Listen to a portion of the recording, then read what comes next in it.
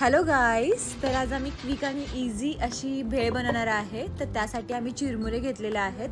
त्याच्यावर आम्ही ही लसूण शेव टाकलेली आहे, जी की तुम्हाला कुठे पण डीमार्टमध्ये मिळून जाईल। त्यानंतर त्याच्यावर असे मिरचीचे तुकडे करून थोडे थोडे टाकायचे। त्यानंतर त्यावर शेंगदाणे टाकायचे भरपूर सारे तुमच्या आवडीनुसार।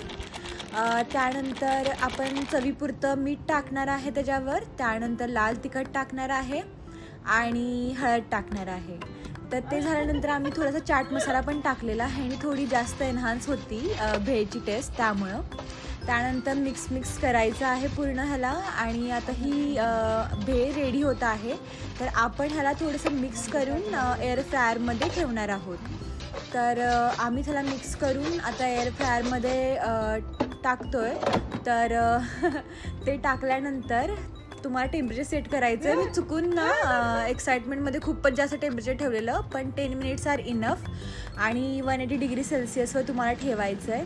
त्यानंतर एक 10 मिनटं लागतील। तोपर्यंत माझे नवरोबा बघा कांदा चिरताय। त्यांना मी किती ट्रेनिंग दिलं तरी पण त्यांना अजून काही कांदा चिरत जमला नाही आहे, पण जास्त जरा ओरडल्यानंतर त्यांनी जरा चांगला कांदा चिरला।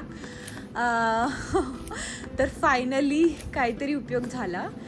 ओके, त्यानंतर ही जी शेफ आहे ती आता टॉमॅटो चिरते आहे। एकदम मस्तपैकी बारीक बारीक काप करणार आहे आता मी ह्या टॉमॅटोचे। तर आपल्याला कांदा आणि टॉमॅटो घातल्यानंतर खूपच छान भेळ लागेल, त्यामुळे आम्ही हे करतो आहे।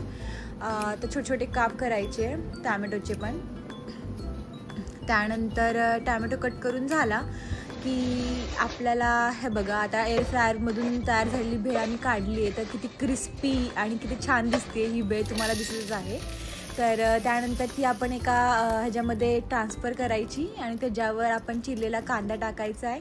त्यानंतर टोमॅटो टाकायचा आहे आणि टोमॅटो टाकून झाला की सगळ्यात मेन इन्ग्रेडियंट आपण टाकतोय त्यावर, ते म्हणजे लिंबू आहे। तर खूप सारा लिंबाचा रस त्याच्यामध्ये टाकायचा, त्यामुळं भेळची चव एकदम एनहान्स होती। त्यानंतर त्याला मिक्स करत राहायचं।